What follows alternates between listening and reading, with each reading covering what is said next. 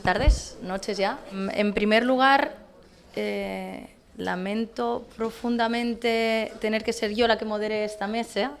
Ahora entenderán por qué. Es mi compañera Elena Blanco la persona que tendría que estar aquí, así que la mando un abrazo fuerte a ella y a toda la familia, puesto que por motivos obvios no puede encontrarse con nosotros. Y ahora sí, agradezco a la Fundación Manuel Alcántara y a Pablo Aranda, en especial también a Marina, la posibilidad de solucionar todo en los últimos momentos y poder tenerme como sustituta. Espero estar al nivel tanto de Elena como de los compañeros de mesa que me acompañan esta tarde.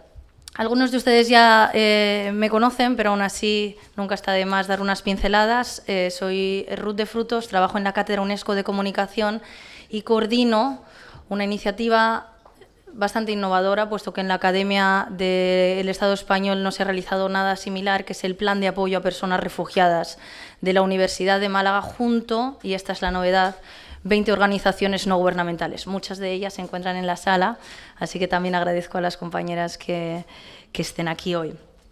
Ese plan también tiene la novedad de que estamos entrelazadas, y eso significa que mientras estábamos hablando con la compañera Olga Rodríguez San Martín, otra compañera, en este caso de Cruz Roja, nos ha dicho que había una patera que estaba llegando con 54 personas y que ayer fueron 235 personas las que llegaron a Málaga. A veces el contexto local es fundamental para explicar la parte final de un flujo migratorio que Mahmoud nos ha explicado muy bien desde el origen y todo el tránsito. Cuando hablamos de periodismo y de migraciones, es necesario detenernos en varias vicisitudes. Como no me extenderé mucho, simplemente quiero apuntar tres. En primer lugar, el viaje de los periodistas tiene mucho que ver con la mochila que tienen estos profesionales de la información. Una mochila que muchas veces tiene un peso particular, ahora veremos la de Miquel, que tiene que ver también con otras cuestiones, como puede ser la precarización, como pueden ser las dificultades en terreno, el contacto con los fixer, pero también con aspectos positivos, como puede ser la pasión por los viajes, por contar otras historias, por representar a las personas de otra manera. De hecho, estas prácticas periodísticas y las dificultades serán parte del relato que hoy comentará la periodista del Mundo, Olga Rodríguez San Martín. La segunda vicisitud de la que quería hablarles tiene que ver con la deconstrucción de narrativas, con luchar por estas matemáticas que empiezan a fallar, como decía Mahmoud, por ir más allá de las cifras, aunque las cifras también son importantes. En el último informe de la Comisión Española de Ayuda al Refugiado, mañana tendrán la oportunidad de escuchar a otro compañero del plan, a Francisco Cansino, hablaban de que al menos hay 1.852 personas, vamos a parar y a reflexionar, 1.852 personas que han perdido la vida en el Mediterráneo este año, una de cada 49 que han intentado llegar a Europa y más de 430 que buscaban llegar a España. Encontrar estas historias mínimas, estas historias de las que hablaba Daniel en la primera parte de la sesión, o historias como las de Mahmoud, es fundamental para el ejercicio periodístico sobre migración y refugio. Y también tiene que ver con otros aspectos, a veces más complejos de explicar para los lectores o los oyentes de los medios de comunicación españoles, como pueden ser las historias de los miles de combatientes que enviamos desde Europa a la Guerra Santa en Siria, que va a explicar Miquel a continuación. Sin más, les explicaré brevemente la dinámica. Algunos de mis exalumnos saben perfectamente que siempre explico cuál va a ser la dinámica de las mesas redondas. Daremos la palabra a todos los participantes, les presentaré brevemente antes y pasaremos de manera inmediata a un turno de preguntas que espero que sea bastante interesante. ¿De acuerdo? Así que sin más dilación, y aunque no necesite ninguna presentación, paso a dar algunas pinceladas también de la biografía de Miquel Ayestarán. Él es un periodista guipuzcoano, ya lo conocen. Como particularidad debo decir que en 2005 ganó el premio Manuel Alcántara para periodistas jóvenes. Bueno, 2018 está aquí. Ha sido un buen inicio en la trayectoria de premios relacionados con el periodismo. Siguiendo su trayectoria profesional, he encontrado crónicas en el Líbano, Siria, Afganistán, Irak, Pakistán, Irán y posteriormente desde Túnez, Libia, Egipto, Yemen y la India. Es llamativo cómo describe, teniendo en cuenta que esta mesa se llama Cómo contar el viaje, cómo se describía él mismo en 2007 cuando comenzaba su blog, Salam Agur, que les recomiendo que lean. Decía así: periodista freelance y viajero empedernido, recorro las zonas calientes del globo con una mochila de 10 kilos, ¿se acuerdan de la mochila de las que les hablaba?, a la espalda, y ahora un ordenador portátil. Siempre con la bolsa lista para dar el salto a donde esté la noticia. Viajo, vivo y me muevo con los locales. Si alguien quiere encontrarme, que busque el fumadero de narguilé más famoso de la ciudad, y allí estaré con un bloc de notas y dando buena cuenta de una pipa de tabaco de manzana. Mi mayor temor es tener que volar en uno de los muchos Tupolev 154 que siguen operando en los países donde me toca moverme. Pasa el tiempo y la definición cambia, porque el viaje parece que le ha cambiado también. Dice, sigo siendo freelance, aunque colaboro de forma permanente con los grupos EITB y Vocento. Mi equipo pesa ahora 24 kilos y viajo con una mochila y un trolley. El trabajo en multimedia ha hecho que mi material crezca, y el trabajo en zonas donde es complicado encontrar repuestos, me obliga a viajar con el equipo por duplicado. Ha escrito distintos libros, no me voy a extender, que parece que la presentación está siendo muy larga, pero sí que le recomiendo leer una plataforma de periodistas de información internacional que se llama 5W y de la cual él es fundador. Así que con todos ustedes, Miquel, gracias. Bueno, muchísimas gracias por esta presentación, ¿no? Joder, ya no sé qué decir. Ya. Me ha dado mucha ilusión lo que ha recordado en el año 2005, y es verdad. Y sobre todo cuando recibí la llamada para venir, uno de los motivos fundamentales es que si yo me dedico a esto es gracias a la Fundación Alcántara, porque en aquel entonces era un premio bien dotado, creo que eran unos 6.000 euros, no recuerdo, más o menos. Y esa fue la excusa con la que yo dije, bueno, yo con este dinero ya no vuelvo al periódico en mi vida. Y no he vuelto. O sea que fue realmente un impulso, y la primera vez que me daban un premio, ¿no? Y fue muy especial. Por eso cuando recibí la llamada en verano para venir, pues no me lo pensé dos veces. La verdad es que mi agenda es muy complicada, demasiado. Pero bueno, la verdad es que le debía esto y mucho más a la Fundación Alcántara. Después volví en 2009 para un ciclo de reporteros, que estaba Rosa María Calaf, estaba Ramón Lobo, y también fue muy interesante. Y esta vez pues he venido a hablar de migraciones, refugios, de mi mochila, que sí, que es de 24 kilos, también uno se va haciendo mayor, ya necesita una trolley. Yo era muy crítico con las trolleys antes, ahora ya no, ahora necesitas la trolley. Y de buena calidad. Ya no fumo ya, he dejado los fumaderos de narguile, o sea que no me busquéis ahí. Me encanta cómo huele, seré un fumador toda mi vida, fumador pasivo, pero ya lo he dejado. Y los Tupolev, sí, los Tupolev la verdad es que son terroríficos, pero mucho más terror me ha dado escuchar el recorrido de Mahmoud, sobre todo porque en algunos sitios me tocó trabajar en Libia en el año 2011 y fue un shock, ¿no? Ver muchas de estas zonas, pero bueno, eso por desgracia va a más. Yo creo que va a ir a más, ¿no? Yo lo que os, creo que son 10 minutos, ¿no? Yo voy a tener 10 minutos, yo también necesito moderarme.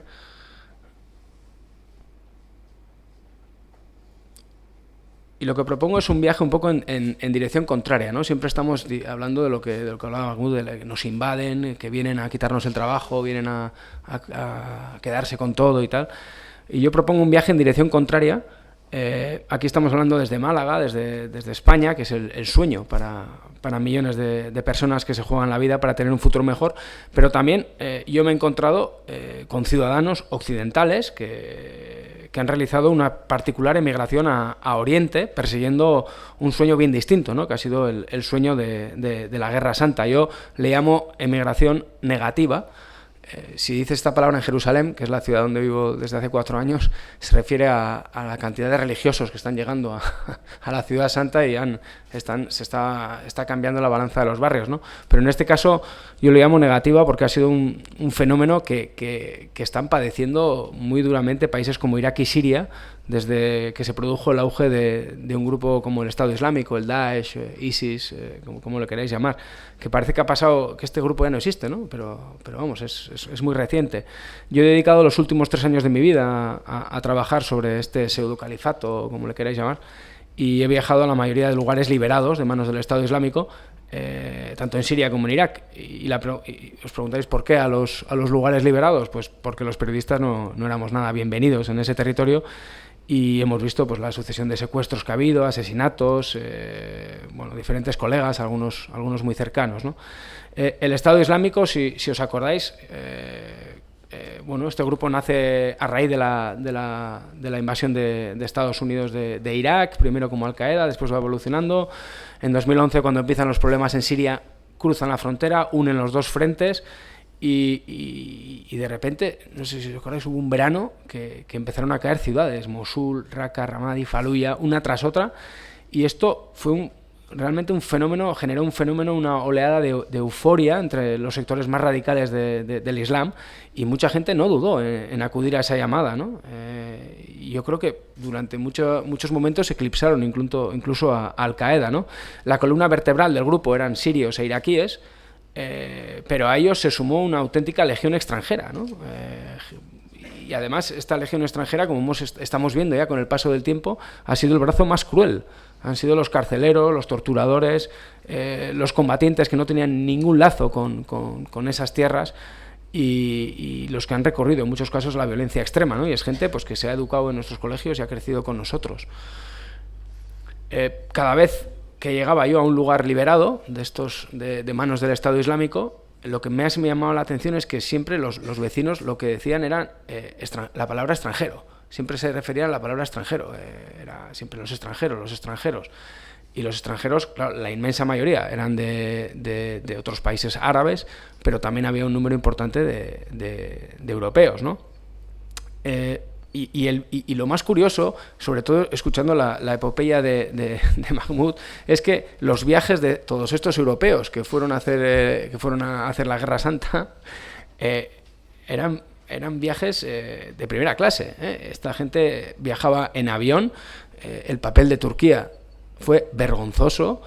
Aterrizaban en Estambul, en Ankara, en cualquier aeropuerto, tenían autobuses, les llevaban hasta la frontera y cruzaban la frontera de Siria como auténticos héroes. Y encima por si tenían algún problema en Siria, tenían posiciones en la retaguardia a lo largo de toda la frontera, ¿no? Eso ha pasado delante de nuestros ojos y con todos los periodistas del mundo contándolo. Y no pasaba nada, nadie lo frenaba, ¿no? Y se comerciaba con este tipo, con los grupos cuando conquistaban algunas zonas del gobierno, se hacía compraventa de petróleo. Esto les ha convertido en el grupo más rico de los que yo he conocido, al menos grupos de este tipo, los más ricos, ¿no?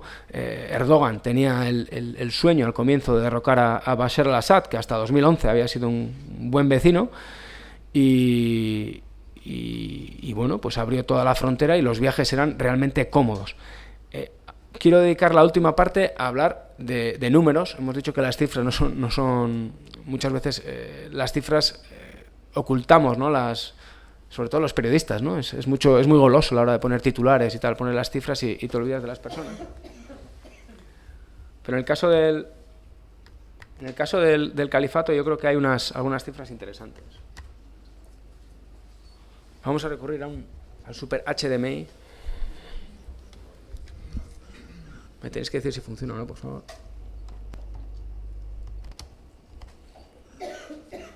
Bueno, vamos con las cifras para la gente de letras puras. Esto es los lugares de donde vienen, ¿eh? No penséis que la gente sale de... Esto es, digamos, la zona que está en el cinturón rural de Damasco, el Guta, que estuvo muchos meses en los medios y tal. Bueno, pues yo creo que esta gente no va a volver en mucho tiempo. En cuanto a la legión extranjera que os he dicho, pues se calcula que había entre 30.000 y 40.000 combatientes llegados desde un centenar de países, y entre ellos había 5.000 europeos, con Alemania, Francia y Reino Unido, que eran los principales lugares de origen. De los 5.000 europeos, que según esos servicios de inteligencia, que muchas veces no son tan inteligentes, han regresado, un tercio ha regresado a a sus casas, ¿no? Y en estos momentos las fuerzas kurdas de Siria, que combaten con Estados Unidos, tienen a 1.300 presos del Estado Islámico y de ellos la mitad son extranjeros. Y esto sí queda para un libro, porque es que nadie les quiere recibir de vuelta, ¿no? Bueno, estas son las típicas localidades que se han quedado en mitad de la nada en Siria, que son museos del Estado Islámico al aire libre. En cuanto a las bajas e incógnitas, las cifras, todo ha sido muy opaco respecto al Estado Islámico desde el principio y el tema de las cifras también, ¿no? Pero bueno, lo que parece que hay una especie de acuerdo, es decir, que se han matado a más de 60.000 yihadistas desde junio de 2014, entre ellos la mayor parte de altos cargos porque suelen ser ataques selectivos, ¿no? Y el propio Estado Islámico además reconoce cuando sufre este tipo de bajas. Pero hay muchísimas incógnitas todavía, ¿no? El número de seguidores que se han podido reagrupar en ese valle del Éufrates, donde están todavía combatiendo, los que se han colado entre la población civil. Estamos viendo últimamente, ayer hubo un atentado importante en Irak, en Al-Qaeda, los que han emigrado a Idlib, a Siria, y están ahora en las filas de Al-Qaeda, ¿no? Os meto, entre cifras, meto alguna foto para que os vengáis arriba. Estas son las famosas celdas donde metían a la gente en las plazas de los pueblos. Lo primero que hacían era poner una celda y es donde ponían a la gente. Las celdas son de verdad, yo pensaba que no las iba a ver nunca.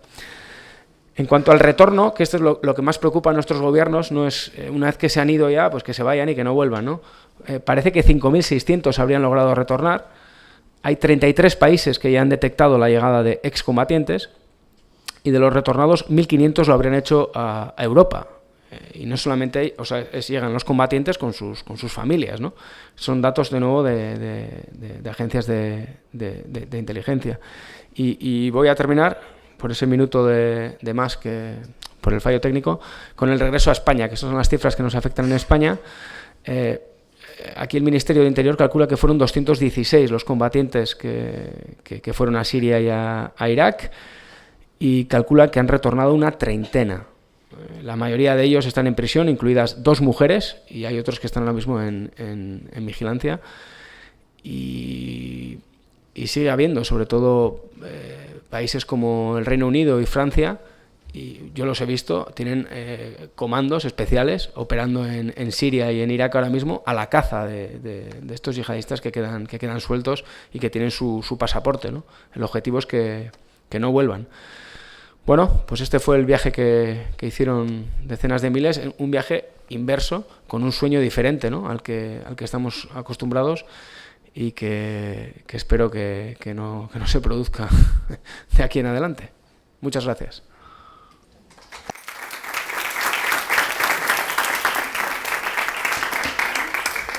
Pasamos ahora al viaje de Olga Rodríguez San Martín. Es redactora de Educación y Migraciones de la sección de Nacional del diario El Mundo, a cuya plantilla pertenece desde hace 16 años, desde 2002. En una de sus redes sociales me llamaba la atención cómo definía y contaba el viaje a través de la educación. Dice: en estos tiempos tan raros y cambiantes, creo que la educación se presenta como una de las respuestas más sólidas a un futuro incierto, en el que se migra para mejorar y no para invadir. Me gustó mucho esa frase, era muy definitoria. Además de estos 16 añitos en la Casa del Mundo, también ha trabajado en la agencia EFE, en ABC y en Santillana. Ha desarrollado distintos trabajos, siempre vinculados a la importancia que tiene la migración y sobre todo la utilización política de la migración a nivel nacional e internacional, pero también ha escrito sobre medio ambiente, sobre política social, sobre el colectivo LGBTI. Por ejemplo, recibió el premio de la Asociación Transexualia en 2013 y ha coordinado varias publicaciones, aunque siempre vuelve al tema de la migración. Así que sin más, Olga, cuando quieras. Muchas gracias, Ruth, por tus generosas palabras. Yo quería hablaros del arabista francés Matías Senard. No sé si lo conocéis, pero desde mi punto de vista es uno de los escritores que mejor ha contado el viaje. Él suele decir que Oriente es el otro. No es un sitio físico geolocalizable, sino el comienzo de una conversación. Y también es un espejo en el que quien escribe se refleja. En el relato sobre el viaje del otro, uno deposita la esencia de lo que es. Se deja la piel. Bruno Ledantec, coautor del libro de Mahmoud Traoré, advierte en el prólogo de su libro Partir para contar que los migrantes siguen sin ser protagonistas de su propia historia. Reconozco mi incapacidad para tener un relato completo sobre cada una de las personas a las que me he acercado estos años. Y de eso me gustaría hablar con vosotros esta noche, de los problemas que se me han presentado para contar el viaje de los otros. De ahí que me acordara de las palabras de Enar: si al contar el viaje de los otros acabamos revelándonos a nosotros mismos, qué difícil hacerlo bien cuando ni siquiera los otros logran ser los protagonistas de su historia. Creo, en primer lugar, que la inmediatez del periodismo está reñida con el tiempo y el espacio que se necesita para contar un viaje, cualquier viaje, en condiciones. Hace falta reposo para conseguir que el interlocutor se abra, para romper esa barrera que impide que afloren las vivencias traumáticas que han tenido lugar durante el camino. El tiempo del periodista se contradice con el tiempo de la vida. Pretendemos que una persona que viene de un camino físico y mental que dura años nos cuente su vida en media hora, hacer la foto porque sin foto no vale y salir pitando para escribir la crónica en 45 minutos. Estas cosas hay que dejarlas reposar, pero reconozco en mí una suerte de impaciencia crónica que me temo que es un mal de nuestra generación, y no se puede pretender que el migrante nos resuma su historia de forma ordenada, coherente y verosímil, casi con los titulares hechos en el menor tiempo posible. Hace falta detener el reloj y aprender a escuchar, sin orden y sin jerarquía, sin esperar del relato frases redondas que cuadren en una línea. Otra gran limitación es la incapacidad para tener un relato completo. Siempre, por mucho que indaguemos, vamos a tener una historia fragmentada.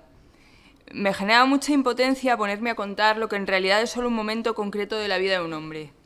¿Por qué lo focalizamos todo en la patera, o en el monte Gurugú, o en la casa en la que aguardó, en este caso, Mahmoud durante meses en Agadez? Falta todo lo demás, toda la vida de ese hombre de antes y, sobre todo, la vida de después.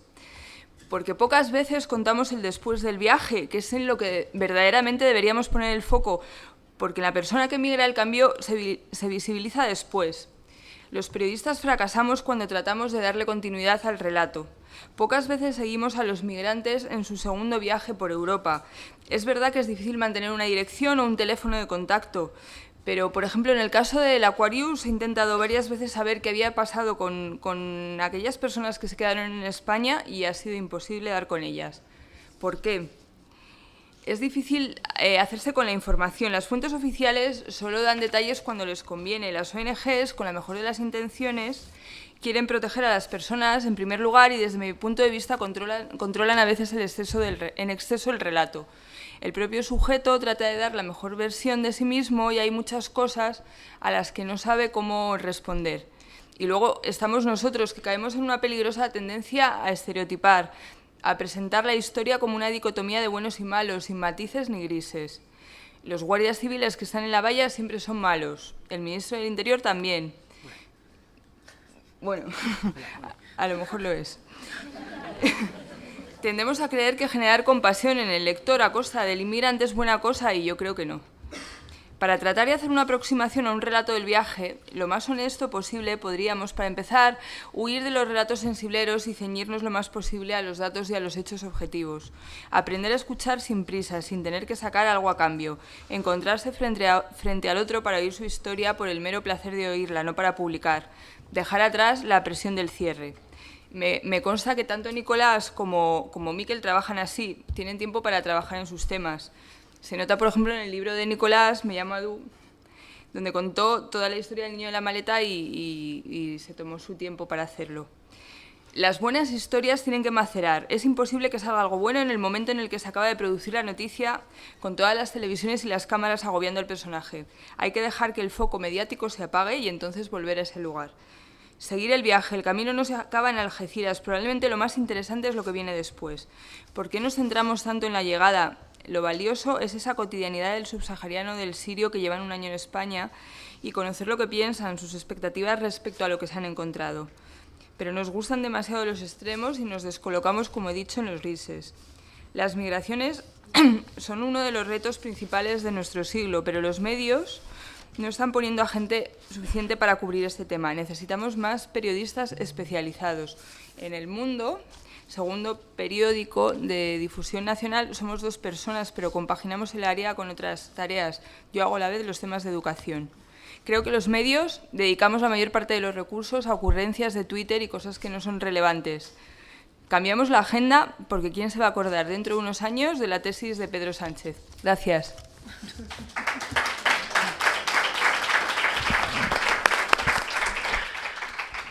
Muchas gracias, Olga.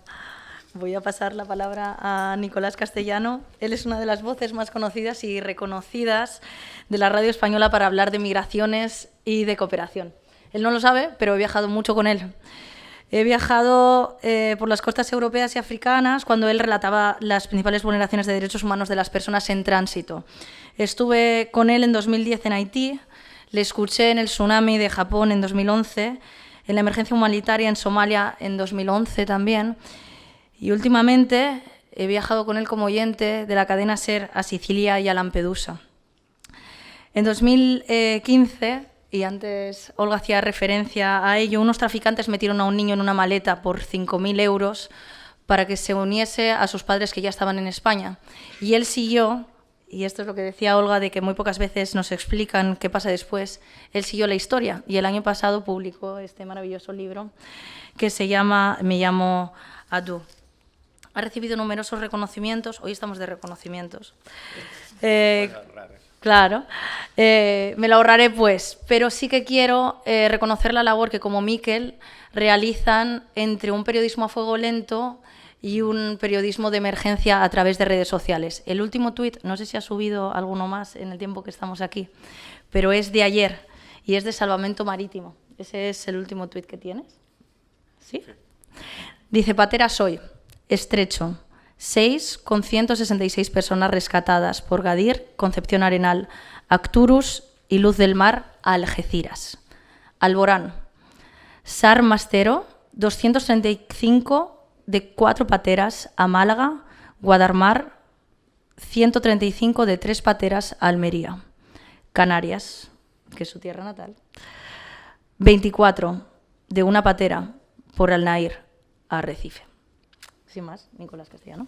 Bueno, muchas gracias. Para mí es un placer estar aquí en Málaga, aunque nos tiene el aire acondicionado puesto con un frío que parece el Polo Norte, y yo creo que es para que estemos despiertos mientras hablamos. Es un placer estar con Miquel, al que admiro mucho, lo sigo, y somos colegas del proyecto Loco de 5W, con Olga, que es compañera de facultad de promoción, coincidimos del 95 al 2000 en los pasillos de la Universidad Complutense, y con Mahmoud, al que conozco de la frontera sur, de Ceuta, de sus proyectos, de sus documentales y de todos los amigos en común que tenemos. Y muchas gracias a la Fundación por invitarme. Yo voy a aprovechar los 10 minutos para dar mi visión después de trabajar en el ámbito de las migraciones desde 1999. Yo soy canario y como periodista de local, lo digo para que pongamos en valor el periodismo local y la escuela del periodismo local, empezaron a morirse los inmigrantes en la costa de Canarias. En Andalucía lo saben bien. Aquí, hace justo 30 años, el 1 de noviembre, murió el primer inmigrante documentado, la primera foto en la playa de los Lances en Tarifa. La primera muerte en la ruta de Canarias se produce el 26 de julio de 1999 en la playa de La Señora, en Fuerteventura. 9 jóvenes marroquíes llegaron a una playa, la típica baja roca, choca la patera, se dan la vuelta, no saben nadar. Los primeros 9 cuerpos en la ruta de Canarias. Eran mis primeras prácticas en la cadena SER en Las Palmas. Estábamos todavía Olga y yo por ahí terminando la carrera en la Complutense. E inmediatamente ya en un quinto de carrera pues me ofrecieron la posibilidad de entrar en la cadena SER y seguí con mucha curiosidad por mi abuelo emigrante económico en las costas del Sáhara, en la antigua colonia española durante muchos años pescando, en Mauritania, en Senegal, y por otros muchos motivos. A mí África me interesaba y yo quería saber por qué esos nuevos inmigrantes murieron y quiénes eran esos que en la plantilla, y aquí es una de las primeras autocríticas que hago a los medios de comunicación, colocamos cada vez que llega una patera. 48, no sé cuántas mujeres, no sé cuántos niños, como mucho la nacionalidad y como mucho de dónde salieron. Y se acabó la película, lo que decía Olga de la pospatera, ¿no? Es decir, cosificamos, creamos una masa, simplificamos y abstraemos absolutamente de razones a la gente que se mueve. 2 ejes para mí en la estructura o en cómo se cuentan las migraciones y los desplazamientos forzosos de población en el mundo hoy. Uno, a este lado del muro, y otro, al otro lado del muro. A este lado del muro, que es lo que solemos hacer los periodistas españoles e europeos. En general, hay honrosas excepciones en esta mesa, pero yo voy a ser crítico, porque creo que aquí venimos a agitarnos un poco y a pensar al respecto. Primero, esto se mueve en base al pico dramático del drama y del espectáculo. Aylan Kurdi, el Tarajal, el naufragio de Lampedusa, de los 369 cadáveres que cuando fuimos ahí cada día recuperando en los buzos los cuerpos, se convirtió de repente en la noticia importante durante unos días. El último naufragio de abril de 2015, cuando mueren 900 personas, llegan 28 supervivientes a Catania. Son momentos en los que cuando yo estoy en esos puertos o estoy cubriendo esa noticia, digo, algo va a cambiar. Cuando Aylan Kurdi pensé, algo va a cambiar. Hay tal sensibilidad sobre este tema. Está hablando hasta municipios que reciben, que están en España y que saben que llegan pateras, que nunca habían ofrecido una plaza de acogida humanitaria para los que llegan a Melilla o los que llegan a Canarias, y de repente ofrecían para la gente que llegaba a Grecia o a Italia. Yo pensé que algo cambiaba. Y así lo pensaba cuando llegaban esos supervivientes del naufragio en 2015 a Catania. 300, 400 compañeros de medios de comunicación con el foco puesto. La marabunta, en este caso, que se mueve en base al pico dramático, como en los atentados de París, como en el terremoto de Haití, se pone de repente la inmigración. Las noticias son efervescentes, cada vez más, desaparecen, se diluyen. Esto lo podremos analizar con más tranquilidad. Segundo tópico a este lado del muro, las cifras, la utilización de las cifras. Sí, podemos hablar de que en España hoy tenemos el récord histórico de llegada de personas por mar. ¿Esto lo han escuchado bien explicado en los medios de comunicación españoles? ¿O de ese dato solo escuchamos el uso político que hacen algunos partidos al respecto? Yo echo en falta algún análisis, crónica, reportaje que explique por qué España está asistiendo a este récord en las costas. Bueno, récord que hay que contextualizar, que en el contexto global de los últimos años de llegada a Europa son cifras ridículas, ¿vale? Sí, 45.000, 48.000 personas, si añadimos los que han llegado por tierra a Ceuta y Melilla, son personas, pero no se va a acabar España con más de 50 millones de habitantes. Por cierto, cifras, 25.000 personas han muerto llegando a España en patera desde la primera patera, según la Asociación Pro Derechos Humanos de Andalucía, 2 muertos al día. Lo digo para que pensemos, de lo que, ya estoy tirándolo todo, de lo que significan estas cifras, ¿no? Y tercer tópico, a este lado del muro, el paternalismo en la explicación de las causas que llevan a esta gente a venir a nuestras costas, ¿no? O sea, como dice Olga, una de las dificultades que tenemos muchas veces para hablar con la gente es que las ONG los sobreprotegen, los convierten en niños. No, es que no puedes hablar, que vulnera su intimidad. Oye, ¿le quieres preguntar? ¿Quieres preguntar a esa persona? O muchas veces llegamos a los puertos, a Tarifa, Algeciras, y ya no nos dejan acercarnos a las personas, simplemente preguntarles cómo están. Sabemos que no es el momento de preguntarles sobre todo su periplo migratorio. Como dice Olga, hay que dedicarle tiempo. Tú, una víctima de trata que sabes que es evidente, que viene con un niño por su estructura, por su edad y por 4 detalles que sabes de las primeras palabras que has intercambiado con ella, no lo puedes estar preguntando si están traficando con su vida. Esto ya lo sabemos nosotros, pero tenemos dificultades para hablar con ellos. Entonces, lo simplificamos. Encima, después de estos 3 ejes, tenemos elementos que distorsionan el mensaje. Un uso, por hacer autocrítica, un uso del lenguaje absolutamente irresponsable. Absolutamente. Avalancha, alusiones a enfermedades contagiosas como la sarna, que todo el mundo sabe que yo por tocar a alguien que tiene sarna no me pasa absolutamente nada. El otro día en Motril, yo estoy todo el rato viajando por los puertos españoles y al otro lado del Mediterráneo, el otro día en Motril una trabajadora humanitaria me decía, no los toques, que tienen sarna. Una trabajadora humanitaria, no voluntaria de una organización. Y yo luego la llamé aparte y digo, mira, deberías saber que trabajas en esto, que la sarna, en caso de tenerla, no se contagia por un simple contacto en el puerto. Les estoy saludando, si les puedo saludar en su lengua, si les puedo dar la bienvenida, en lugar de ver al guardia civil y al policía que les ponen esa cara de que parece que han cometido un delito cuando es una falta administrativa cruzar una frontera, lo puedo hacer. Digo, y nunca le digas a los que se acercan al puerto, oye, no los toques que tienen sarna, porque me parece que tú en una organización humanitaria deberías tener una formación al respecto. El lenguaje que utilizamos, el enfoque casi siempre criminalizador de las migraciones, es decir, se habla de lucha contra la inmigración irregular, se habla de que la Guardia Civil ha conseguido repeler la entrada en las vallas, son términos que se utilizan en los medios de comunicación españoles. Vale, podemos decir, buena parte de ese mensaje público emana de las fuentes oficiales, ¿no? Porque como decía Olga, y ese es uno de mis tesis fundamentales, el viaje de los migrantes los contamos sin los migrantes, el viaje sin los viajeros. Entonces, a mí me explica el salto de la valla o me explica el récord de llegadas a España el ministro del Interior, el portavoz de las asociaciones o de los sindicatos policiales, alguien de una ONG, el delegado del gobierno. Oye, ¿y el viajero? Y para mí hay 2 ejemplos muy claros, muy cercanos, y lo van a entender. Julio y agosto de este año, Ceuta. Se produce el 26 de julio un salto importante en cuanto al número de personas en Ceuta. Y todos los medios enseguida empezamos a titular cal viva, excrementos, sangre en la valla de Ceuta contra los guardias civiles. Todos, ¿verdad? Todos tenemos la constancia de que el 26 de julio fue la batalla de Waterloo en la batalla de Ceuta, en la valla de Ceuta. Díganme ustedes cuántos justificantes médicos de lesiones graves de guardias civiles han visto. ¿Cuántos guardias civiles heridos graves han visto? ¿Cuánto tiempo estuvieron los guardias civiles en el hospital? ¿Cuántos medios de comunicación informaron de ello? Yo sí he visto, se los digo, no puedo revelarlo porque esa fuente no me lo permite, he visto las fotos de los cortes de esos inmigrantes que se produjeron al saltar la valla, operaciones graves, uno perdió la movilidad, otro perdió la movilidad en el gemelo, el tobillo, etcétera, etcétera. Y sí, hubo un guardia civil con las manos vendadas que se hizo daño con una, no sabemos muy bien con qué elemento, y tuvo la baja, uno.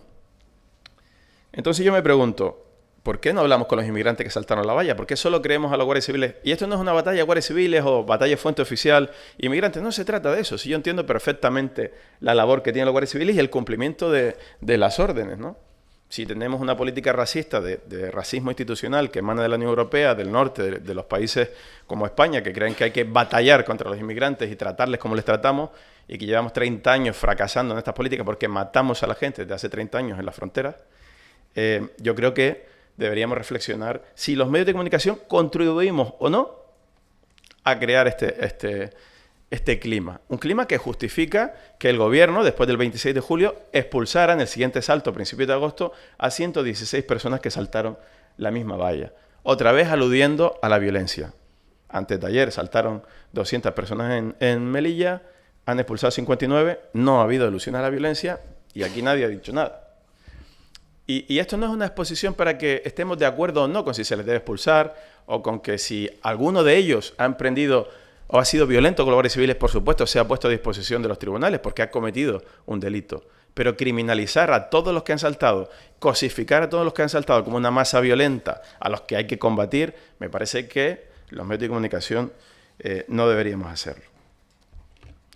Así que yo creo que hay que ser autocrítica. Y hay muy poco compromiso editorial por los derechos humanos. Contribuimos de alguna manera a los medios cuando hacemos esa falta de buen ejercicio profesional a crear el mensaje fast food que acaba generando el racismo que está en auge en todo el mundo del norte, ¿no? Por ejemplo, yo que vengo mucho aquí, hace poco, el otro día estaba en las armas Telero, en Open Arms, en los barcos de rescate que están aquí haciendo prácticas de momento porque no han firmado el convenio con salvamento marítimo, porque como ya saben, entre Italia, Malta y Libia han impedido que los barcos de rescate de las ONG sigan rescatando en el largo de Sicilia, en la ruta que va de Libia a Italia. Entonces, bueno, hay una ONG que intenta hacerlo aquí.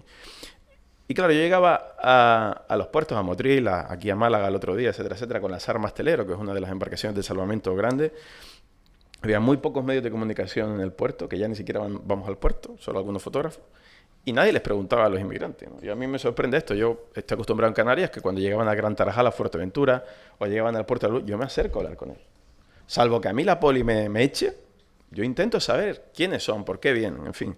Una cosa muy obvia, pero que no lo hacemos, ¿no? Y para mí lo más preocupante de toda esta narrativa a la que contribuimos los medios de comunicación es que son los estados, España, otros estados, los que acaban violando con total impunidad sus propias leyes. ¿Hay inmigrantes que pueden cometer algún delito al agredir a un guardia civil? Sí, vale, que se le ponga a disposición judicial, se le condene si es necesario. Pero los estados violan la ley de extranjería. Las personas dicen en el artículo 35 que toda persona que entra irregularmente a España tiene que ser puesta a disposición judicial, se tiene que tener asistencia letrada, traductor, etcétera, etcétera. Sin embargo, los que saltan la valla no pasa así. Y son expulsados inmediatamente. Ahora disimulamos unas horas en comisaría, pero antes abríamos la puerta, le damos una paliza y lo echamos al otro lado. Y esto están las imágenes ahí. O sea, que a mí me preocupa eso. Y muy rápidamente, al otro lado del muro, ¿no? Primero, nos cuesta más a los periodistas españoles saltar el muro para el otro lado que a los inmigrantes saltar el muro para venir aquí. Vi muchos más periodistas españoles en Lesbos, en 2015 y en 2016, que en estos 30 años de llegada de pateras en África. Los periodistas españoles, salvo honrosas excepciones, Chávez de Coa, Pepe Naranjo y algunos compañeros de agencias públicas como EFE que tienen corresponsalía, no hacemos un seguimiento de la realidad de África Occidental, que es el nicho o el vivero de la gente que llega a nuestro país. Así que alimentamos los prejuicios y los tópicos. Entonces, decimos que aquí todo el mundo viene porque huye del hambre y de la guerra. Sí, una parte importante, se han multiplicado las crisis humanitarias, Pero en realidad no. Más del 80% de la gente que llega a España son migrantes económicos. Importante lo que decía Mahmoud.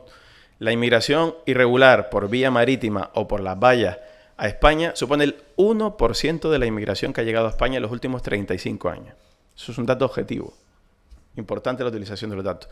El 1%, la visibilización mediática de la inmigración por estas vías es el 95% frente a que llega al aeropuerto, que no es noticia porque nadie se muere llegando al aeropuerto y entrando a nuestra frontera, ¿no? Entonces, de esos prejuicios y tópicos, vemos que se ha producido el récord de pateras este verano y vemos de dónde es la gente, porque nadie tampoco explica dónde es la gente. Nacionalidad número 1, Guinea-Conakry. 2, Mali. 3, Costa de Marfil, aparece Marruecos y Senegal en los primeros lugares. ¿Cuántos reportajes han leído de los periodistas españoles hablando de qué está pasando en esos 5 países en los últimos tiempos? ¿Qué pasa en Guinea-Conakry? Que es un escándalo geológico. ¿Por qué los jóvenes de Guinea-Conakry vienen? ¿Porque hay hambre? ¿Porque hay guerra? ¿No? Sí, hay problemas. Hay un problema de desigualdad brutal entre los que... Yo he estado en Guinea-Conakry en un par de ocasiones. Hay una parte de la población que vive muy mal. Pero no genera el desplazamiento una desnutrición crónica aguda, la imagen del niño africano muriéndose en un centro nutricional, ¿no? Entonces, si no solo es el tópico de la guerra y el hambre, ¿por qué no explicamos las causas que van más allá? ¿Por qué no escuchamos a la gente que viene? ¿Por qué no escuchamos a los jóvenes que simplemente tienen lo mismo que tienen muchos de los jóvenes españoles que salieron en 2007, que son expectativas de futuro, derecho a la prosperidad? Eso forma parte del gen del ser humano desde que somos humanos. La primera cosa que hizo el ser humano cuando surgió fue moverse, migrar. Ahora bien, si queremos seguir otros 30 años imponiendo políticas de extranjería o de asilo que hagan que la gente estrelle sus vidas contra ellas, contra esas barreras, pues me parece que como sociedad, por encima de quien gobierne, por encima de quien cuente esta realidad, creo que deberíamos hacernos mirar, ¿no? Ahora que está muy de moda el río Suchate y la ruta de la Gran Caravana, ¿no?, que está ahora mismo moviéndose por Centroamérica. Yo recuerdo estar en 2008 en el río Suchate, viendo cómo la gente cruzaba en la Gomona. Ahora han hecho un puente, que el otro día cruzó la gente por ahí y tal. Y son los mismos motivos, los de 2008, los de 2006, cuando los cayucos, en este caso en Centroamérica, hay un componente de violencia, de maras, de desigualdad, etcétera, etcétera, de violencia estatal, de violencia estructural, de los cárteles en México. ¿Ha servido para algo los muros?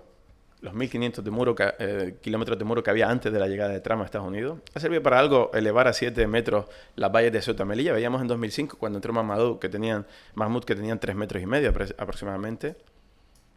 ¿Ha servido de algo crear este sistema CIBE o de Frontex o las patrulleras que yo también he visto en Gorée en abril, que estuve por ahí otra vez, y tener patrulleras españolas en Guinea-Conakry? La frontera sur española está en Guinea-Conakry, hay guardias civiles españoles allí.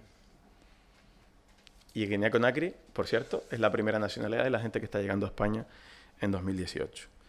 En fin, igual, discúlpeme si me apasiono demasiado, yo sigo pensando que el periodismo, el periodista, no podemos influir a gran escala en nuestros medios. Distingo muy bien entre medios públicos y medios privados. Tenemos un enorme compromiso en hacer un relato de las migraciones forzosas de nuestro tiempo más justo y más equilibrado. Porque si no, como algunos creen, estaremos creando el globo de desconocimiento, el globo de imagen desdibujada sobre la realidad de los que se mueven en el mundo hoy en día, que contribuyó a lo que ha sucedido en otros periodos de la historia reciente, ¿no? Tenemos muy poca memoria al respecto. En fin, hay muchas cosas que podría repasar en esta primera intervención. Solo dejo un último dato. En los tópicos que contamos los periodistas sobre la inmigración, siempre describimos un viaje parecido al que hizo Mahmoud, un viaje de años, ¿no? Porque el primer deseo, normalmente de los africanos, de los fulani, de los pel, etcétera, etcétera, en África Occidental, es quedarse en los países de su entorno, ¿no?, donde tienen algún tipo de vínculo, igual que nosotros podemos pensar, como hay, por cierto, 3 millones de españoles que son emigrantes, la mayoría están en América Latina, por una cuestión de idioma. El viaje ya no dura 1 año y medio, ni dura 2 años. Si van al puerto, que es lo que no van muchos compañeros, y empiezas a hablar con la gente, ves que en 3 semanas alguien que está saliendo de Conakry está llegando al puerto de Motril o al puerto de Málaga. Sí, 3 semanas. ¿Por qué? Si la ruta de Libia, con esa exposición que hacías de Níger tan interesante, de Mogherini, parece que solo piensa en Níger, Si estamos dopando el control de fronteras en el interior del continente y dificultamos todas las rutas, pero Marruecos deja, porque no pide visado ni a los guineanos, ni a los marfileños, etcétera, etcétera, llegar a Casablanca en avión con la RAM, compañía, por cierto, de bandera, donde hay accionistas estatales y de la familia real, y dejan que suban a Casablanca y que suban en patera, porque ahora mismo salir en patera de Marruecos a plena luz del día se puede hacer. Ya no dura un año el viaje. En 3 semanas la gente está llegando al puerto de Montreal de Málaga. Tenemos que saber por qué. Y yo creo que tenemos que dejar de reproducir tópicos sobre la realidad de los migrantes y dejar de contar el viaje sin contar con ellos. Muchas gracias.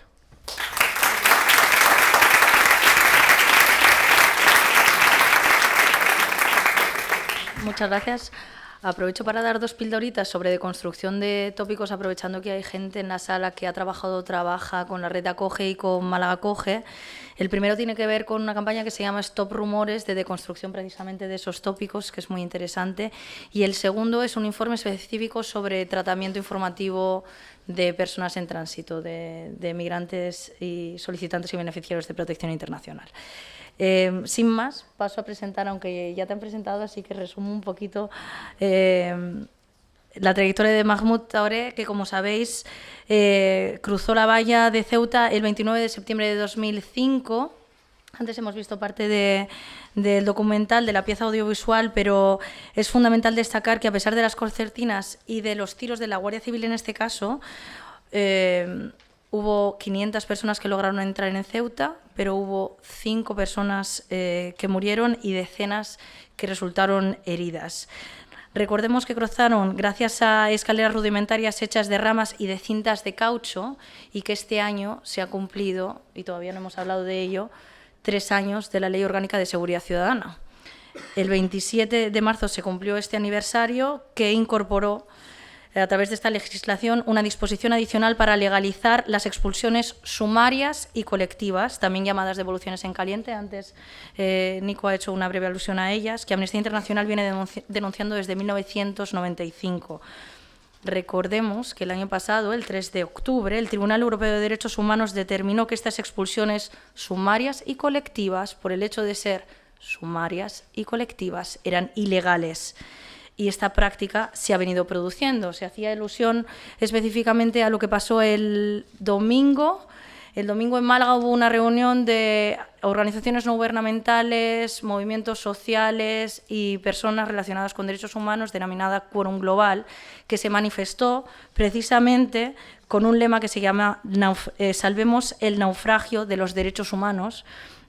Y precisamente a las pocas horas de esta manifestación, entre las personas que participábamos de la misma, se empezó a mover un mensaje en redes sociales que hacía alusión precisamente a esta entrada masiva de personas en territorio español. Decía: han entrado 200 personas en Melilla a través de la valla y una de ellas ha muerto. Exigimos al Ministerio del Interior y al presidente del Gobierno que respeten la legalidad de la frontera sur y no realicen devoluciones express, bajo el hashtag ni en caliente ni express.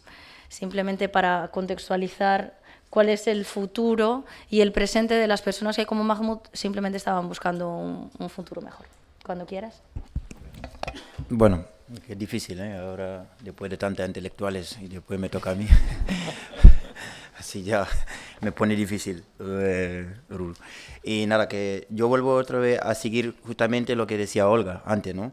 Y eso siempre lo he aplicado, y se cuenta mucho nuestra historia cuando saltamos la valla y antes de saltarla, los momentos, los enfrentamientos, lo que estaba diciendo ahora mismo Nicola, ¿no? Que cuando se producen los enfrentamientos con la Guardia Civil, que a mí me ha llamado varios periodistas al mismo tiempo diciéndome: es que se han intentado violarlo y tiraban piedra a la Guardia Civil. Y eso, ¿cómo tú lo opinas?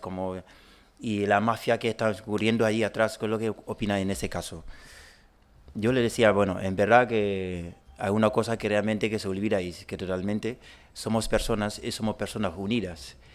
Y yo sé que en esa valla, cuando saltamos, el único momento que somos egoístas, porque lo que nos interesa es llegar al sitio, no es enfrentarse con Guardia Civil.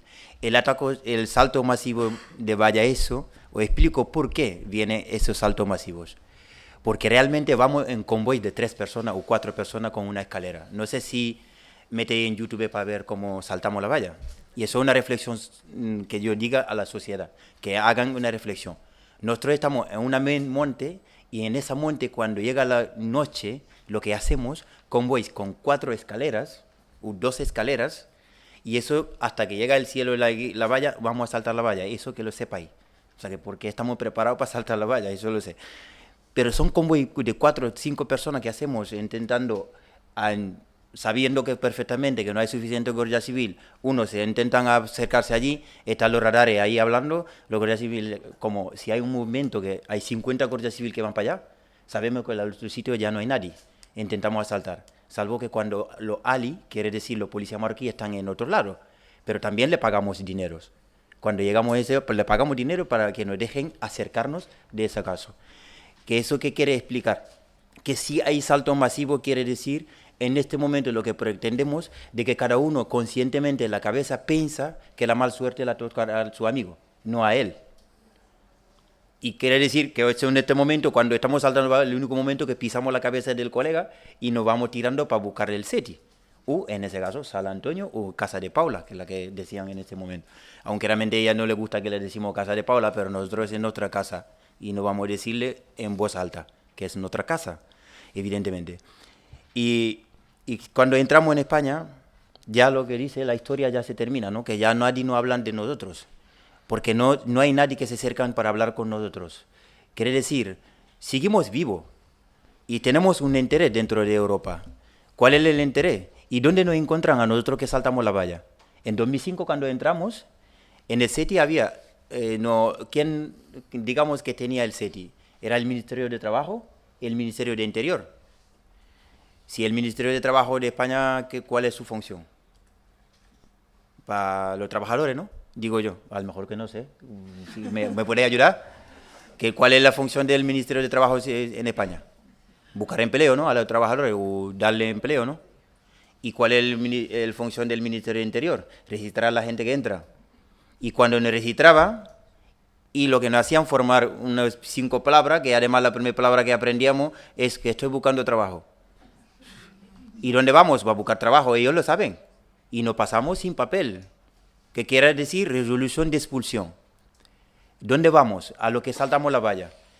Yo te puedo decir 90% de lo que saltamos la valla, vamos entre Roqueta del Mar, en Lerida, en Huelva, en este caso Lepe, en los sitios donde, digamos, estamos protegidos para la Guardia Civil. Yo me acuerdo perfectamente cuando yo vivo en Sevilla, pero la primera vez que fui a visitar a mi colega de cuando hemos saltado la valla, me fui a Roqueta del Mar, había una frontera, realmente la frontera de África subsahariana y andaluces. O sea, que quiere decir que tú llegas en el barrio de Roqueta del Mar, tú estás encontrando blanco, de pronto cuando llegas te encuentras totalmente mi pueblo, te mando. Porque allí vivimos así. Y allí yo vi que realmente hasta la Guardia Civil le protegían, porque si hay un problema, hay un blanco con un africano, el blanco es culpable, porque él que ha ido, ellos son muy buenos porque son muy tranquilos. Quiere decir, ¿quién habla con nosotros? Los empresarios. Y ellos saben nuestro interés. Claro, la sociedad civil no sabe nuestro interés porque no hablan con nosotros, no preguntan qué es lo que hacemos aquí cuando venimos, porque no tienen contacto con nosotros. Pero sin embargo, allí todos los jefes de los campos de tomates, ¿quiénes son? Los negros, los encargados, los responsables. Entonces quiere decir que somos muy importantes. Yo para acordarme un poco porque fui en 2015, había un encuentro de panafricanista en Marsella. Me fui a encontrar a ese encuentro en Marsella. Y me encontré un profesor de economía que era presidente del Banco Central de West África, que actualmente es el problema de los panafricanistas en África, para que intentara quitar la moneda francesa dentro de nuestro país. Y me acuerdo perfectamente un discurso que nos hizo entender. Y eso sí me gustó mucho su discurso porque para mí me parecía muy importante, cosa que me ha reflexionado muchísimo desde niño pequeño, porque yo sigo mucho la política francesa, porque yo sé que contra la política francesa repercute a mi país de origen. ¿Y qué decía? ¿No? Que él decía, somos los nuevos amigos sucios de Europa. Quiere decir, antes éramos sucios que huelíamos mal, pero ahora ya la Europa no quiere recuperar porque huelemos mejor. ¿No? Entonces, su discurso se refería de una cosa, de que en verdad yo desde niño pequeño, cada vez que un político francés entraba, me da igual, y muchas veces cuando hablaban de la extrema derecha de Marine Le Pen del Partido Socialista, para mí todos los partidos de Francia son de extrema derecha para mí, que me da igual que social o lo que sea, porque no hay ningún político francés que va a pensar en nuestro bien, sino el bien de Francia. Y el bien de Francia no nos conviene a nosotros. Quiere decir que cada vez que entraba un político francés, yo escuchaba siempre, estaba muy preocupado de la demografía africana. Y creo que el primer factor, ese profesor nos decía, el primer factor de la economía es la demografía. Quiere decir, un país para que se desarrolle, por lo menos tiene que tener gente, ¿no? Si no hay gente que no se desarrolla. ¿Y cuál es la preocupación de Francia? Que por ejemplo Sarkozy cuando entró, la primera preocupación suya era la demografía africana. Eso no puede ser. O sea, que la demografía africana puede ser. Sin embargo, mi hermana que está viviendo en Francia, tiene 4 niños en Francia y ninguna ley francesa le ha dicho para ya de tener niños, y además encima que están teniendo alojamiento y ayuda pagada. Y mi hermana que están allí no pueden tener niños, los 4 niños. ¿Por qué? Porque es una demografía que le preocupan a Francia. Y yo le dije, sí, a ver, ¿por qué no le preocupan a mi hermana para decirle, oye, para ya de tener niños, ¿no? O sea, que en vez de pensar en África, ¿sabes? Y no, pero él no explicaba realmente lo mero de lo que tenía. Todo el mundo sabe que perfectamente que Europa no es la crisis de inmigración, sino la crisis de la demografía. ¿Y cuál es el continente que quedan para invadir? Es África, sobre todo en ese caso los francófonos. Si no están haciendo el casamiento, ese señor decía que no están haciendo el casamiento de la liebre. La liebre, ¿dónde está escondido? Cuando tú le das golpe allí, sale de su casa y va buscando un sitio donde refugio. ¿Y cuál es el sitio de refugio? Europa. Y eso es evidentemente lo que están pasando, porque lo que está pasando que realmente las empresas multinacionales, no digo en este caso Europa, y están llegando en otro continente y están compitiendo, porque además él nos hablaba que la invasión actualmente, lo que estamos hablando, la invasión china, y eso es un problema para Francia, para todos los países francófonos, es un problema para ellos, que no pueden admitir que ellos son colonia francófona. Y hoy en día que todos los mercados que hay en Senegal, por ejemplo, que tiene que tener firmado por contrato por los chinos. Y eso no les interesa. Ahora, ¿qué van a hacer? Van a competir contra China. ¿Cuál es la solución esa? Lo que pasó en 2012. Nosotros todos los senegaleses estamos hartos de Metroad, que era el político más malo de todos los senegaleses, porque permiten, el dinero no está circulando, no permiten que cualquier persona quiera entrar en la casa del presidente entrara. Y opción ¿cuál? Lo cambiamos. ¿Y cambiamos con quién? El presidente financiado por Francia. Hoy en día que hay un montón de senegaleses que no sabemos, pero el 24 de... Eso, 2000, bueno, otra vez. Entonces, ellos saben perfectamente que en 2019, en febrero de 2020, ¿qué datos que va a llegar? 20, ¿no? 19, ¿no? El año que viene, 19. El año que viene. Tenemos la elección presidencial, que no me acuerdo ni siquiera la fecha. Y sabemos perfectamente que si el presidente actual senegalés que tenemos, si vuelve a subir, quiere decir... ha firmado un contrato con los multinacionales, que quiere decir Senegal pertenece a la persona que le invierten. ¿Eso qué quiere decir?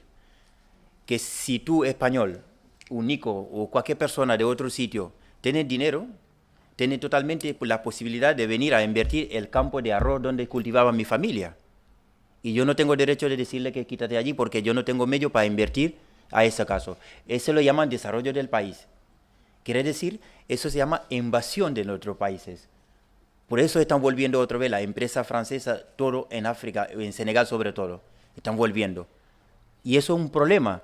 ¿Qué provocaría eso? Si no tenemos sitio para donde sobrevivir, ¿qué vamos a hacer? Nos vamos en El Dorado donde nos venden, porque aquí se vende la imagen de que somos pobres y miserables, pero en Senegal ahí nos venden que Europa se vive otro oxígeno. Bueno, con ese término, ¿vale? Muchas gracias. Vale. Gracias. Son las 9:20. Si les parece, dedicamos como 10 minutos al turno de preguntas, tal vez un poquito más. De acuerdo. ¿Alguien tiene alguna pregunta? Por favor. Después de haber escuchado sobre las inversiones, entonces, ¿es bueno que inviertan los países, digamos, europeos o de otros países en África o no? Porque si se considera un poco como invasión, entonces, si no hay inversiones, ¿cómo van a crear puestos de trabajo? Porque aquí en España tenemos ahora mismo huelgas porque hay empresas que van a cerrar y se van a marchar a otros países. Hay bastantes empresas españolas que se están marchando a otros países y entonces los obreros se oponen a que cierren. Entonces, es una pregunta, por favor. ¿Es buena la inversión en África o no? La inversión, sí, es una inversión de ¿cómo se llama? Como de desarrollo mutua, porque la población se benefician en esa inversión, son inversiones buenas, como lo que estamos haciendo. Lo mismo lo que tú estás pensando, yo hago igualmente, porque yo invierto en mi país para intentar tener un impuesto de empresa. Por ejemplo, intento generar trabajo. Pero cuando estamos hablando de invasión, estamos hablando de las multinacionales cuando no se pagan los impuestos. O sea, que quiero decir, no se pagan porque la invasión de los multinacionales lo que hacen, acaparan la tierra de la gente, donde la gente donde tenían que trabajar y no tienen posibilidad de trabajar. Y son lo que imponen el precio de la mercancía. Que, por ejemplo, lo que te quiero decir, imagínate la pesca senegalesa. Está la pesca tradicional, pero si hoy en día se firma el contrato de que la pesca industrial tienen que venir en Senegal a pescar lo pescado y llevarlo a transformar en Europa y después volver a traer en Senegal, que ese pescado está mucho más, una sardina, de lata de sardina, está muy cara por los senegaleses. ¿Cuál es el interés que tengo yo que si yo dejara una empresa de pescadora que cogen lo pescado y lo transforma en Europa y lo vuelven a venderlo más caro en Senegal? ¿Cuál es el interés que tengo yo como ciudadano senegalés? Sin embargo, que yo no puedo tener más pescado. La pesca artesanal terminan a acabar, que no existe más por la culpa de la pesca industrial. Porque hoy en día en España se come mucho más barato pescado, una sardina, que en Senegal. Sin embargo, tenemos mucho más pescado en España no, tenemos mucho más pescado en Senegal que en España. Pero eso que estamos hablando es cuando estamos hablando de la invasión. No es el caso, tú como empresa constructora que ya vas para allá con tu empresa de construcción, generan gente que lo paga lo que merecen también, porque hay otra cosa que tú digas, yo voy a invertir, pero no pago como lo que pagamos aquí, porque aquí imagínate que si una empresa que viene a invertir y no paga los impuestos, no paga suficientemente a los trabajadores, ¿cuál es el interés el que invierte? No tiene interés. Pero eso es lo que estamos hablando de la invasión. Cuando estamos hablando de la invasión, ese tipo de cosas que estamos hablando de la invasión. Que en otro recurso económico, por ejemplo, Níger es el país más pobre del mundo, pero el aluminium de Francia sale allí, en ese país. El país más pobre del mundo. Yo creo que todo el mundo aquí, la mayoría que lo saben, perfectamente saben que el aluminium de Francia viene de Níger. Y Níger está en el rango de los países más pobres del mundo. ¿Me explico? Sí, sí. Gracias. Eso es lo que la invasión.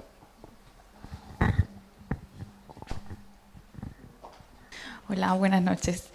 Bueno, yo soy estudiante de periodismo de la Universidad de Málaga, aquí ya en el cuarto curso, y la verdad que esta conferencia, esta reunión me ha venido ideal para un trabajo que tengo, que es básicamente las principales diferencias en contar este momento histórico, esta narración, fuera del muro o dentro del muro, en los que nosotros estamos atrapados dentro de un imaginario colectivo ya arriesgado, ya desde que yo nací ya estaba eso, ¿no?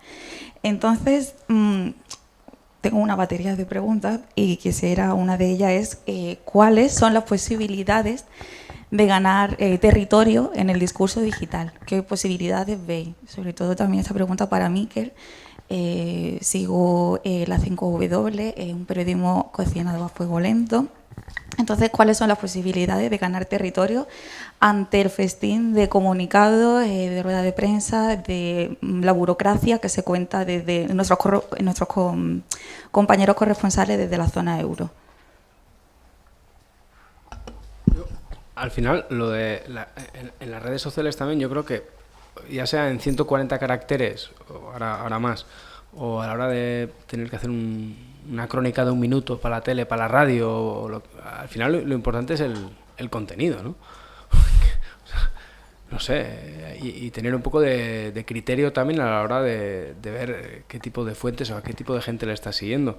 Yo creo que Twitter para nosotros es una herramienta, yo al menos me lo tomo como algo profesional. O sea, yo dedico horas en Twitter cada día para buscar fuentes. Me parece muy efectivo, ¿no? Para los periodistas, pero siempre y cuando seas selectivo, ¿no? Y al final lo importante es eso, es en redes sociales sobre todo, joder, pues que lo que escribas sea bueno, ¿no? No me importa a mí no me importa que sean 140 caracteres, si es bueno, es bueno. El problema es que ahora mismo, sobre todo las redes se han convertido en, iba a decir, no en discusiones de bar, ¿no? Y es que, imagínate viviendo en Jerusalén, todo el tema de israelíes, palestinos, ya no diría un bar, es un after hour, ¿no? Donde la gente ya le patina la lengua y ya se llegan unas discusiones y unos niveles que, no sé, pero yo no creo que tiene que ser nuestra lucha. Al final, nosotros como informadores lo que tenemos que intentar es utilizar esa herramienta, que es una herramienta muy importante y encima directa, o sea, que te permite ahora mismo una visibilidad que antes no era muy difícil, pero tienes que utilizarla bien, ¿no? Y darle, o sea, echarle cariño a cada tweet, ¿no? No hacerlo por, no sé. Yo creo que al final lo importante es el contenido. Evidentemente.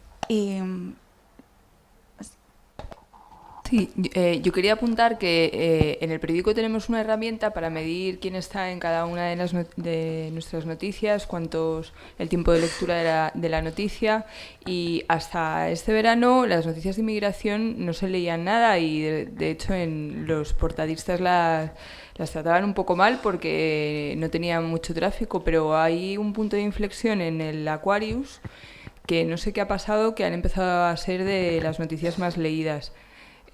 Lo comparto porque veo que la tendencia ahora es que haya muchísimas noticias, pero que vayan tan rápido que en unas horas se hagan invisibles. Entonces, hay 2 o 3 tópicos cada día, entonces tienen que ser unas cosas muy gordas para que aquello permanezca, como ha sido lo del Aquarius, pero las noticias un poco no tan grandes se diluyen. Bueno, no sé si te puede servir. Sí, verás que eso es algo que yo, antes de meterme... Un segundo.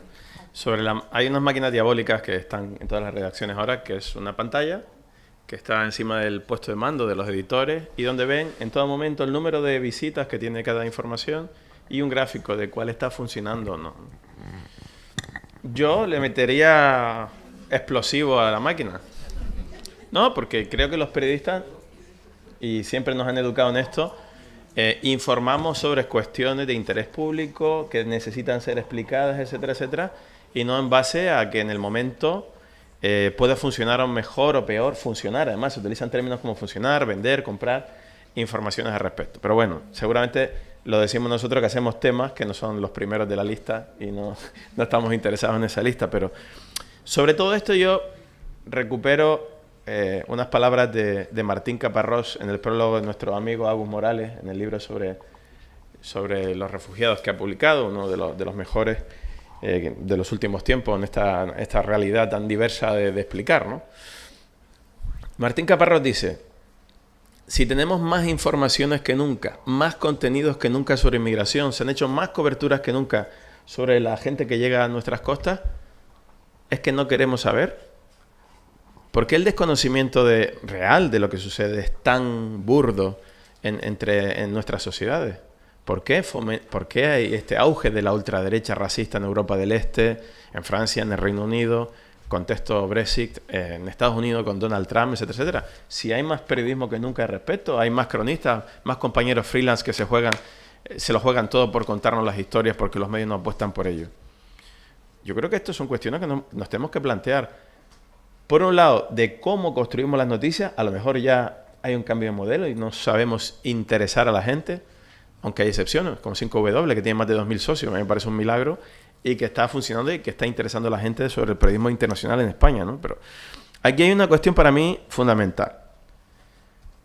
Las redes no son periodismo. Seguir a un periodista que tenga un perfil de redes, sí, porque sabes que tiene un filtro, que tiene un conocimiento, que tiene un contexto. Con todo el cariño, cualquiera que postea una foto y hace un comentario, no hace periodismo, ni traslada una información. Eso parece muy básico recordarlo, pero ¿qué pasa cuando creemos que todo es periodismo o que todo es información? Que se propaga la mentira.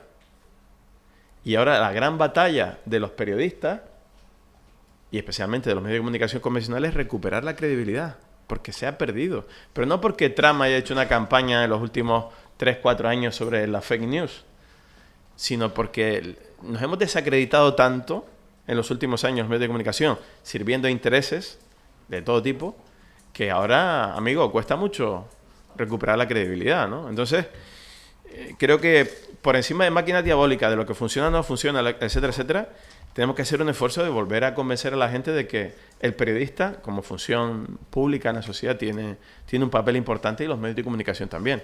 Ahora, seguramente en este ámbito, en el de la inmigración, en el de la movilidad forzosa, yo creo que en algo estamos fallando. Sí, el resultado de tanto esfuerzo de tantos compañeros es que aumente el racismo, porque los datos están ahí.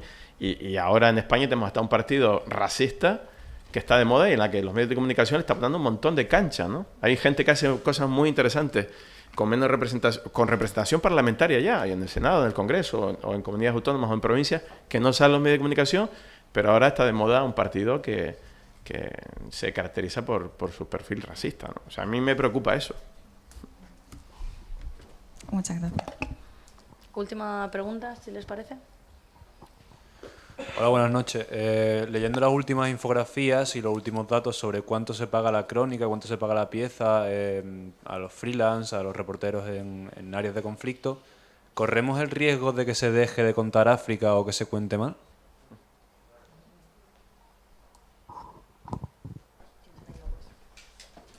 Bueno, no sé, Miquel ha tenido más perfil de tener que currar, y aunque ahora todo el mundo lo quiere y todo el mundo lo busca como referente, ¿no? Pero ha tenido un tiempo que tenía que currarse ahí como freelance el día a día, ¿no? Y eso yo creo que lo puede explicar mejor, pero yo solo una alusión. Si buscas el número de periodistas españoles basados en África, te sobran dedos, aquí, ¿eh? Entonces, la información sobre África se nutre básicamente de freelance destacados que pueden tener cierto prestigio, como Pepe o Xavi, que colaboran con varios medios, Xavi el de Coa. Los compañeros de EFE, que no todos son de plantilla, salvo el delegado en Rabat y el delegado en Johannesburgo. A lo mejor hay alguno con contrato en Nairobi, el resto son colaboradores. Y el resto somos enviados espaciales, entiéndame un poco el término irónico, ¿no? Gente que hemos ido, sí, vamos mucho, con frecuencia, etcétera, etcétera, pero que no tenemos ni el músculo del conocimiento que genera el vivir en un país con frecuencia. África es más interesante que nunca, se puede contar más y mejor que nunca, y yo te digo una cosa, si no se puede publicar en medios españoles, se podrá publicar en medios internacionales, que sí, en otros sitios respetan más la labor del periodista, ¿no? Y si no, pues escribe a 5W y ofrece reportajes, y Agus Morales, que es el director, que es muy exigente, si merece la pena, te lo publicará. Es decir, aquí esto es cuestión de picar piedra. No podemos derrotarnos porque pensemos que hay un panorama sombrío en el periodismo. Este mundo necesita ser explicado más que nunca. Es más complejo que nunca. La función del periodista es necesaria. Pues no te derrotes porque te digan que es precario ahora mismo el mercado, ¿no? Sí, yo la verdad es que no, en África no, me da muchísimo respeto, no he trabajado nunca. O sea, no, quitando pues Egipto, el norte, la zona norte sí que he trabajado mucho, porque siempre he apostado por un lado la especialización, por otro lado porque en Oriente Medio siempre me he sentido seguro, y porque yo me dedico al breaking. aunque yo soy fundador de 5W, periodismo largo recorrido, narrativo y demás, yo hago periodismo del día a día, del dijo, aseveró, aseguró, afirmó, y tenemos muchas peleas respecto a eso, ¿no? Este periodismo narrativo y demás, que pueden estar describiendo cómo se cae una gota durante 6 folios y dices, joder, yo describo muy mal, o sea, si algo me falla, por lo menos siempre cuando releo alguno de los libros digo, joder, qué descripciones más flojas, ¿no? Hay diferentes estilos, pero bueno, yo me dedico sobre todo al breaking. Yo ahora mismo, pues como si hace unos años la gente se dedicaba al breaking y al periodismo de conflicto, o mejor de posconflicto diría yo, ¿no? que es un posconflicto ya crónico, tienes que ir a Oriente Medio, ¿no? En el tema de África tienes absolutamente la razón. Yo siempre que voy a alguna universidad o me toca hablar en algún sitio, siempre digo lo mismo, yo no entiendo. La gente dice, no, es que el panorama está negro, está sombrío y tal. Digo, joder, pero si no hay ni Dios trabajando en África. O sea, yo ahora estoy establecido en una ciudad como Jerusalén porque estoy con mi familia y estaba buscando otras cosas, ¿no? Pero antes lo primero que hice fue irme a un sitio donde no había nadie, que es lo primero si quieres currar en esto. Porque si hay alguien no te van a comprar. Los 6.000 euros del premio Alcántara, ¿sabéis dónde me los gasté? Me los gasté en Estados Unidos con el Katrina. Tonto. Estaba lleno, estaban todas las teles, no vendí nada, me palmé toda la pasta y gracias a Interview pude vender un par de reportajes y recuperar algo, ¿no? O sea, pero en África ahora mismo, lo digo desde el desconocimiento porque no he estado, pero me parece que si tuviera que elegir un sitio donde poder empezar y donde no hay más gente trabajando, una de las prioridades es esa, que no tengas una competencia que te aplaste, ¿no? Sobre todo si tienes corresponsales, gente de la casa, pues no van a tirar de ti. O sea que ya sabéis. Bueno, pues vamos a cerrar con una frase que me ha gustado mucho, de que este mundo necesita ser explicado más que nunca. Muchas gracias por venir, muchas gracias a la Fundación Manuel Alcántara y nos vemos mañana a las 10:30 aquí. Muchas gracias.